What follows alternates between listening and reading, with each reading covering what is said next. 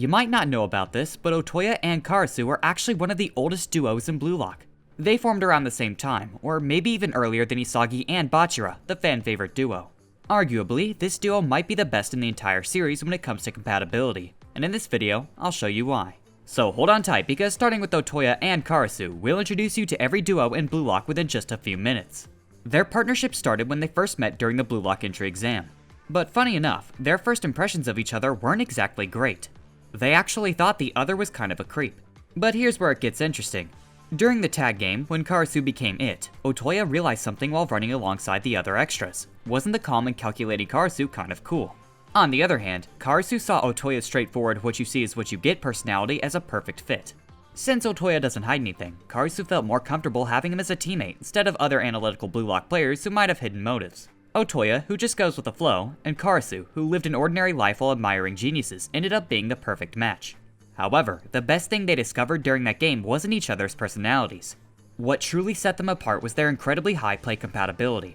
Karasu's preference for using hand techniques to keep ball possession and control the midfield, combined with Otoya's ability to slip past defenders unnoticed like a ninja with his off-the-ball movements, worked wonders for them.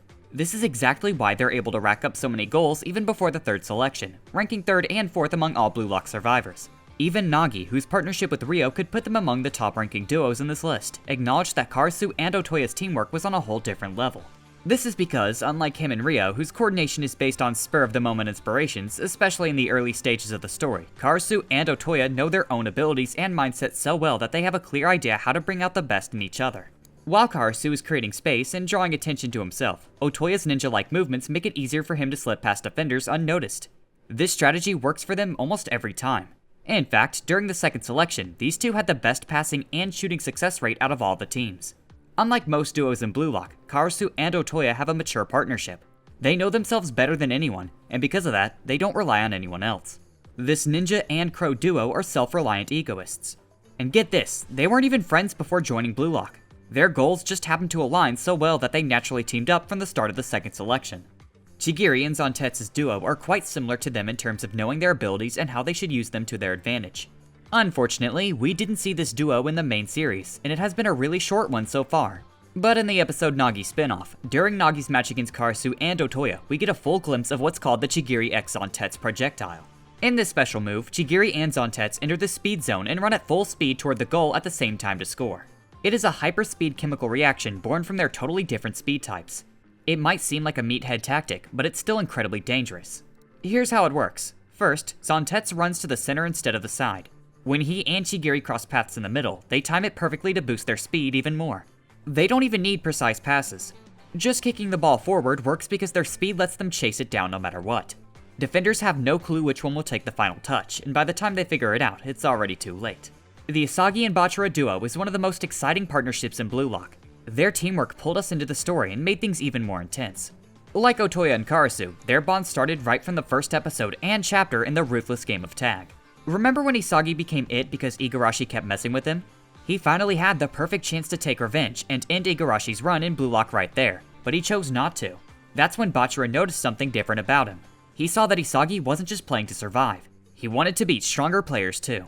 That got Bachira interested, and he even helped Isagi eliminate Kira. This was probably the moment Bachira started seeing Isagi as a replacement for his monster. We all know Bachira has this monster, which represents his idea of a perfect play. And more often than not, the one who is in the position of that monster is always Isagi. In the early stages of the series, Bachira also got his reputation of not just being a good dribbler and striker, but also someone who can give good passes to Isagi. A playmaker of some sort, and these two are linking up perfectly almost every chance they get. What's unique about this duo is that Isagi and Bachira are both pure rivals and good friends, and they push each other to evolve.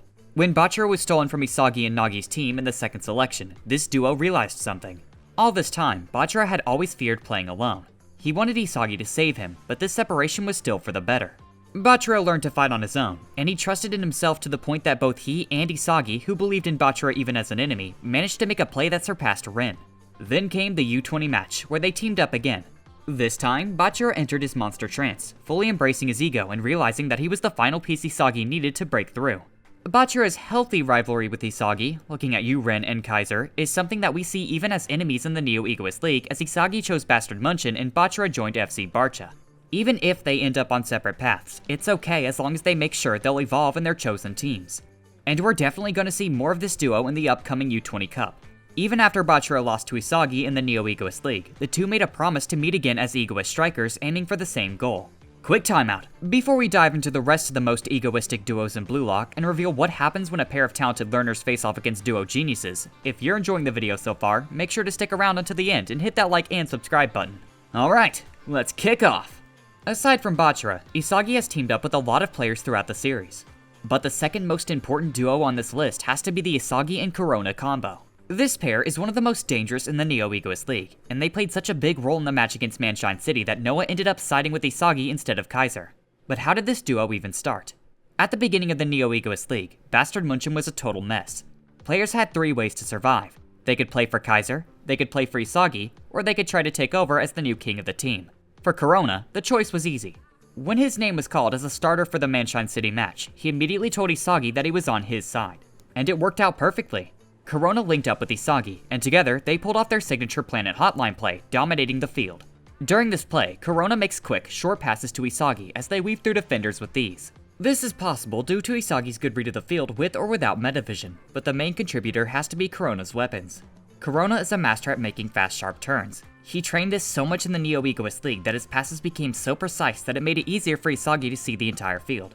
Corona has an insane ability to sense positions that put the opponents at a disadvantage while giving Isagi the best possible opening. His movements on the field are so effective that someone like Reo would have trouble keeping up.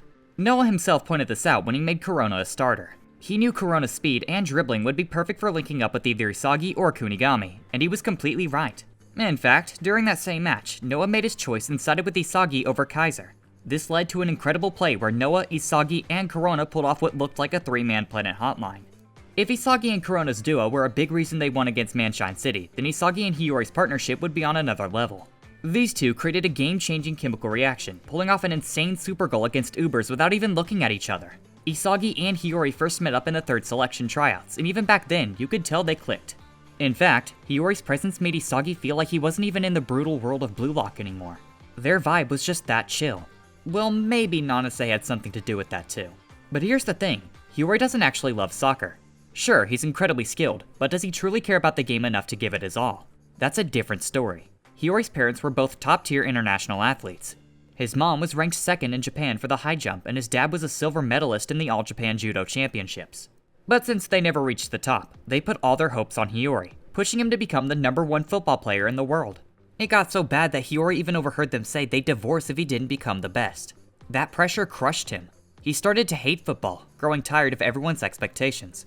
For some reason though, Isagi's expectations of him instead became the trigger for the awakening of his ego. Hiori became an egoist who produced the game with his passes, and the one he wanted the ball to be passed on was none other than Isagi. Hiori wanted to make Isagi the king. During the Ubers match, Isagi was so sure Hiori was the missing piece that he convinced Noah to sub for him instead of Kiora. And man, was he right. Hiori and Isagi's goal against Ubers was so insane that it completely changed Hiori as a player. He went from someone who didn't even like football to an egoist who wanted to create the best striker in the world. And at that moment, with their perfect reflexive play, they outclassed Baro, Lorenzo, and basically every single Ubers player. And honestly, this moment is one of the most insane flow states in Blue Lock. Their chemical reaction is easily one of the best in the entire series so far. So if you haven't watched this yet, check out this video where we break down every flow state moment in Blue Lock in just 25 minutes. The Wanima brothers were the heart of Team W, and they were the reason why the team scored so many goals during the first selection. In case you forgot, they even managed to put 4 goals past Baro's Team X. Kiseki and Junichi Wanima are twin brothers, and they have this almost telepathic connection. It's not like they have actual superpowers or anything, but their ability to sync up during plays is crazy. That's why they were able to rack up so many goals in the early stages of Blue Lock. Junichi isn't much of a talker, and he mostly communicates with grunts and facial expressions. But somehow, Kiseki understands him perfectly, almost like they're speaking a secret twin language. This connection kicks in the moment they make eye contact. Team Z noticed this and figured that if they could separate the two, they might have a shot at stopping Team W. But pulling that off? Way easier said than done. Still, in the end, the Wanima brothers lost, and the ones who outplayed them was none other than their former teammate Chigiri. Unfortunately, we won't be seeing this duo again. Only Junichi made it through Blue Lock as Team W's top scorer, while the rest, including his twin Kiseki, got kicked out. Shidou and Sai are hands down the best duo in the entire Japan U20 match against Blue Lock 11. While nobody, not even Isagi or Rin, can control Shidou, Sai somehow just clicked with him. He set up perfect passes that put Shidou in the zone, letting him score goal after goal like it was nothing. Their chemistry works a lot like Isagi and Hiori's, but with a bit more personality mixed in.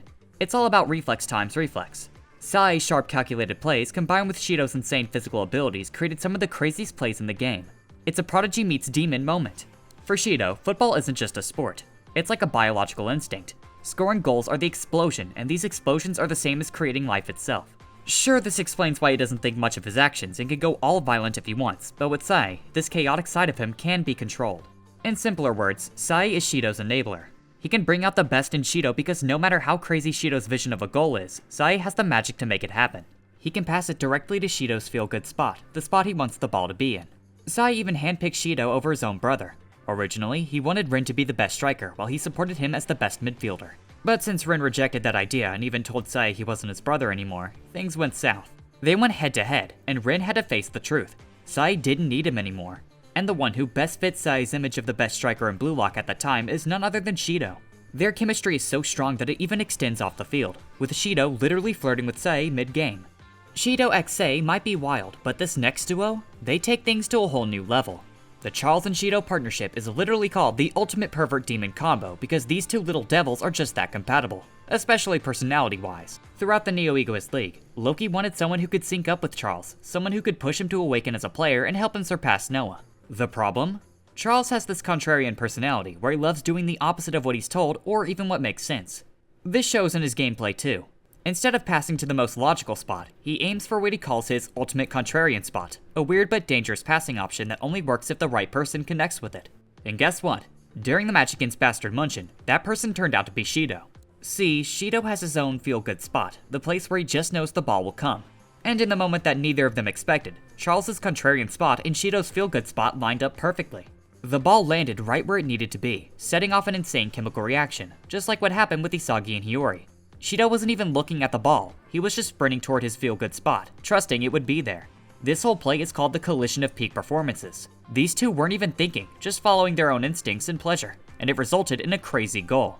But the fun didn't last long. Kunigami locked Shidou down, stopping him from linking up with Charles again. And just like that, Charles lost all his motivation. He literally asked Loki to sub him out because, well, the game got boring. We first saw the Rin and Isagi duo during their match between the Blue Lock 11 and Japan U20. But while they started as a deadly combo, their partnership didn't last. In the Neo-Egoist League, they became bitter rivals, each determined to crush the other. But how did this duo even come to be? When Sei scored the first goal for U20, Isagi had a brutal realization. They were just extras in his game. Sei was the protagonist. No one cared about them. They were just there to make him look better. But then, Rin snapped him out of it. He told Isagi to focus on him, because by the time those 9 minutes were up, the cheers for Sei would turn into cries. Rin had been waiting for this moment to take down his brother, and he saw Isagi as the key piece to making that happen. After that, they just clicked. Isagi stopped overthinking and focused on maximizing his abilities to complement Rin's plays. Isagi's unpredictable movements opened up options for Rin. They were both following their own egos, but somehow their playstyle fit together perfectly. Even Ego saw it. The reason he picked Isagi as a starter was because out of all the Blue Lock players at that time, Isagi was the only one who could coexist with Rin while still going for his own goals. Their synergy and competition were exactly what the team needed. And when it came to the game-winning goal, Isagi believed Rin would surpass Sei. So when Rin stole the ball from his brother, Isagi was already in the perfect spot, ready to take advantage of it. That was the moment he got his luck and secured the victory. But that goal also destroyed their partnership for good. After that match, Rin finally saw Isagi as his biggest rival. Before, he didn't even take Isagi that seriously. But when Sei acknowledged Isagi instead of Rin, saying that he was the one who awakened Rin and he would be the one to change Japan's soccer, Rin lost it. From that moment on, he swore to destroy Isagi. And in the Neo-Egoist League, that rivalry hit its peak. Rin did crush Isagi with his berserker plays. But in the end, in the match between their Neo-Egoist teams, Isagi still found a way to beat him. Niko and Okawa's duo in Team Y might not be on the same level as Hiori and Isagi's, but this was the duo that first pushed Niko towards becoming an egoist striker. Back in the first selection, during the match between Team Y and Team Z, we first saw this combo in action. And for Isagi, seeing it for the first time was terrifying. Niko was the playmaker, the one controlling the field and setting up plays, while Okawa was the striker, getting easy scoring chances. This setup let Okawa shine as the main goal scorer, making him look like the star of Team Y. In fact, Team Z and probably most of us thought he was the main player. But then, Isagi figured it out. The real core of the team wasn't Okawa, it was Niko. And honestly, Niko was already giving us glimpses of metavision before the concept was even introduced in the series. His entire playstyle revolved around reading the field and making the right decisions. But in Blue Lock, that kind of play just wasn't going to cut it. Blue Lock is a battlefield for producing strikers, and Niko, who was just playing as a passer, was way too predictable for Isagi. That's why Team Y lost. But in the long run, that loss was the best thing to ever happen to Niko. He completely abandoned his old playstyle and started taking shots himself. That shift turned him into a Team Y's top scorer, which is why he's still in Blue Lock while Okawa is nowhere to be found. And if you think about it, isn't this duo just a weaker version of the Reo and Nagi combo? Although the Karasu and Otoya duo started at the beginning of Blue Lock and is arguably one of the oldest, Reo and Nagi's partnership actually began before Blue Lock, back when they were still schoolmates. Reo first notices Nagi when he sees him casually trapping a phone like it's a soccer ball. At that moment, Reo knew. This unmotivated genius was his ticket to escaping the expectations of his rich kid upbringing. Even in the first selection, especially in episode Nagi, Reo was always the one motivating Nagi, pushing him just enough to help them win every match, like when he told Nagi he could get his confiscated phone back if he scored enough goals. Their teamwork even got them fluffy beds, while the rest of Blue Lock was stuck sleeping on thin futons. At that time, Reo and Nagi's duo felt unstoppable, way more dominant than the Wanima brothers or even Niko and Okawa. But when Nagi finally got fired up because of Isagi, something changed. He gained the two things he needed to survive the cutthroat world of Blue Lock: motivation and ego. And while that was great for Nagi, what happened in the second selection completely crushed Reo. Nagi chose Isagi over him. Reo was devastated. Sure, Nagi was finally finding his own path as a player, but to Reo, Nagi wasn't just a teammate. He was his treasure, and watching that treasure leave him behind was just too much. But was their separation really a bad thing? I mean, if Reo hadn't teamed up with Chigiri and Kunigami, he might have never developed his chameleon style, or worse, discovered it too late. And even though Isagi was eventually taken by Ren's team, Nagi still learned how to play without Reo and grew even more as a striker. Maybe, in the end, splitting up was exactly what they both needed. This becomes even clearer in the Neo-Egoist League, where Nagi finally learns how to create plays on his own. His creativity skyrockets, and Rio's all-around skills level up too. So in theory, their separation was a good thing, right? Well, not exactly. All that creativity, it's exhausting for Nagi. Sure, it's helped him evolve a lot, but it's still not enough for him to reach his goal of defeating Isagi. For Nagi, soccer is only fun when he's playing with Reo. So in the middle of their match against Bastard Munchen, he selfishly asks Reo to play with them again. It turns out the only reason he chose Isagi in the second selection was that he thought it would make him stronger. The same goes for when he joined Manshine City. He wanted the thrill, but through it all, he never forgot their dream of winning the World Cup together. And so, Reo accepts, and just like that, their duo is back. But this time, they're even stronger than before. And in fact, this moment leads to Nagi's flow state, and his insane 5-shot revolver volley goal against Bastard Munchen. And for the first time, Nagi actually feels like he's beaten Isagi. It's that classic won the lane but lost the game kind of situation. But here's the problem, Nagi had no idea what comes after beating Isagi. Even Ego calls that goal a fluke, saying he can't replicate it. And as much as it stings, Ego isn't wrong. Nagi and Reo drop in the rankings, and if they want to take down FC Barca, they need to make some serious changes. But if you want to know how Manshine City could take down FC Barca in their final match in the Neo-Egoist League, I highly advise you check out this video where we explain the philosophy, systems, and abilities of every Manshine City player in just a few minutes. The Isagi and Nagi duo might have been short-lived, but it played a huge role in Nagi's growth during Blue Lock's second selection. At first, this duo didn't seem like it would work at all. Sure, it made sense on paper, but the only reason they even teamed up was because Bachira got snatched away when they lost to Rin. And when that happened, Isagi was devastated. He completely underperformed, and unlike Bachira and Nagi, who already had insane individual skills, Isagi felt average. But for Nagi, that just wasn't gonna cut it. If Isagi had stayed like this, then choosing him over Reo in the first place would have been pointless. And that's where these two actually have something in common. Without Bachira, Isagi felt useless, and without Reo, Nagi wasn't as dominant as he used to be either. So, while Isagi was trying to figure out how to win one-on-one battles, Nagi had his own plan. Even if his pass wasn't perfect, as long as he could trap the ball first while his opponents was chasing him, he could beat even Baro and score. And that's exactly how they operated during their match against Baro and Naruhaya. In the end, when Isagi scored the winning goal, their duo officially ended, as they picked up Baro and became a trio instead. And honestly, out of all the duos in this list, this one might rank pretty low.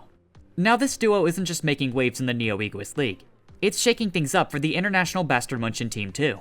We're talking about Kaiser and Ness. Their chemistry is so insane that you could argue Ness is a huge reason why Kaiser became one of the new generation World 11. Of course, that's not to say Kaiser owes everything to Ness, but he definitely plays a big role. Ness is Bastard Munchen's magician, a playmaker who orchestrates almost all of Kaiser's goals, especially his Kaiser impact shots. Raichi even went as far as to say that Ness is the real reason Kaiser scores, calling him a fraud who's just benefiting from Bastard Munchen's system. Spoiler alert, he's not. That said, their partnership is on another level. They started from the bottom of Bastard Munchen and climbed all the way to the top together. They've known each other since the Bastard Munchen tryouts, where Ness nearly gave up after realizing his skills weren't enough against top-tier players. But that's when Kaiser stepped in. He saw Ness's potential, not just as a teammate, but as someone he could control. With Ness by his side, his ideals could become reality, and so Ness decided to dedicate his creativity to Kaiser alone. With Ness's perfect passes and Kaiser's ability to score even when his passing options are completely shut down, they proved themselves as an unstoppable duo. For Ness, Kaiser was the first person to believe in his magic, something even his own family never did. And for Kaiser, Ness was an easy-to-control puppet who would do anything for him. That said, Kaiser does have moments where he opens up to Ness, and Ness genuinely wants to see him succeed. His love for Kaiser, though? Definitely yandere level. I mean, imagine getting jealous over Isagi. At its core, this duo works because Ness gives Kaiser freedom. With that freedom, Kaiser can take his insane shots and dominate in Bastard Munchen. But what happens if that freedom is suddenly taken away? Well, it leads to something even crazier. See, Kaiser figured out that he actually thrives under restriction, not freedom. And the moment he scored with Kiyora's pass, he immediately tossed Ness aside. Brutal.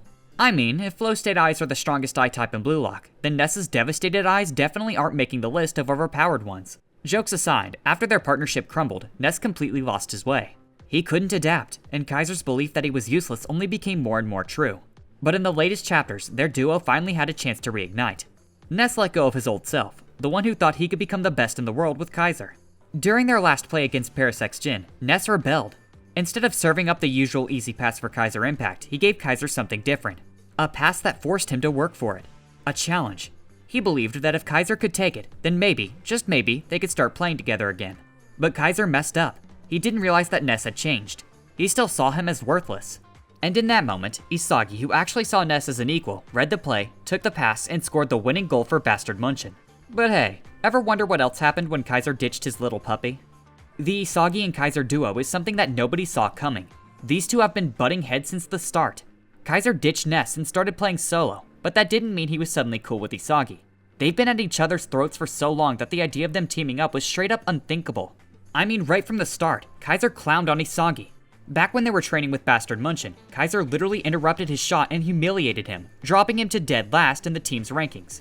He even called Isagi a pathetic clown who falsely believed he was the star. To be fair, Kaiser did offer Isagi a chance to serve him, the Emperor of Bastard Munchen, but we all know Isagi wasn't about to bend the knee. So, throughout the Neo Egoist League, these two are racing to see who could carry Bastard Munchen. But when they faced Parasex Jin, Isagi had a realization. He's not a genius. He can't play the game like Loki or the other prodigies. But that doesn't mean he's weak. He just had to accept that he was a talented learner. And there is a way to beat those geniuses. That's when he noticed something huge. Kaiser isn't a genius either. Sure, he's got Kaiser Impact, which is a crazy shot, but what about his playstyle? It's just like Isagi's. He analyzes, he reads the field, and he uses metavision to make plays. So Isagi made Kaiser an offer. If they want to beat the geniuses, they need to work together. They both knew they couldn't do it alone, but by combining their imagination and logic, they could surpass the prodigies. Their goals lined up. Kaiser wanted to crush Noah, and Isagi wanted to surpass Rin. And just like that, Kaiser accepted. Now, as for who would score the final goal, well, that was up to luck. And wow, this whole thing did wonders for Bastard Munchen. Even before they officially struck a deal, Isagi and Kaiser were already forming a talented learner duo, leading to a chemical reaction that let them shut down one of Rin's shots. Their thinking was so in sync that they even effortlessly stopped Rin and Shidou's own impromptu partnership. And honestly, that makes perfect sense. When Kaiser and Isagi aren't working together, Bastard Munchen is basically a mess. But when they finally synced up, matching their visions, movements, and strategy, they turned Bastard Munchen into an absolute powerhouse. It even gave us one of the coldest panels ever, with Isagi straight up trash-talking Rin and Shidou, basically telling these so-called geniuses that they aren't smarter than him and Kaiser. And let's not forget, this duo literally ended their Neo-Egoist League together. But in the end, luck was on Isagi's side. He was the one who got Ness's pass and scored the winning goal for Bastard Munchen. Kaiser was frustrated, sure, but surprisingly, he also found the whole thing fun. In fact, he realized that the reason he lost to Isagi wasn't because he was weaker. It wasn't Ness's fault too. It was because playing with him felt too euphoric. There were just too many possibilities, and that overwhelmed him. Once again, he was given freedom. This time though, it came from Isagi. And if we think about it, if Kaiser had held on to his malice instead of letting go, maybe the outcome would have been different. But with that, their contract was fulfilled. And Isagi ended it all with the perfect closing remark. Thanks for your hard work, my finest clown.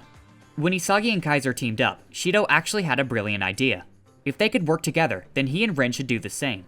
See, Parasec's Jin was running two different systems, one built around Rin and the other built around Shidou. And while they had already merged their styles against Bastard Munchen, they had never actually played in a way that felt like true cooperation. That all changed when Shidou got the ball from Zontetsu and suddenly found himself trapped by Hiori, Raichi, and Kiora. Instead of forcing his way through, he made a crazy decision. He passed the ball to Rin. If Isagi and Kaiser could set aside their rivalry to work together, why shouldn't they? But this wasn't just about forming a duo. This actually gave Parasec's Jin way more attacking options. Now, players like Karasu, who normally played under the Shidou system, could easily switch to playing under Rin's system too. At its core though, this partnership wasn't about chemistry. It was just about creating space, for themselves, for their teammates, for Parasec's Jin's offense and defense. Even Isagi called it out. Their teamwork was shallow, and their so-called Genius X Genius combination wasn't built for true coordination. Just like talented learners can't pull off freakish instinct-driven plays like geniuses can, geniuses also can't match talented learners when it comes to logical coordination. And because of that, they can never outsmart them. But now that you know about the strongest duos in Blue Lock, you need to learn more about the teams battling it out in the Neo Egoist League. Lucky for you, we've got a whole series breaking down each team, so click these videos on your screen now.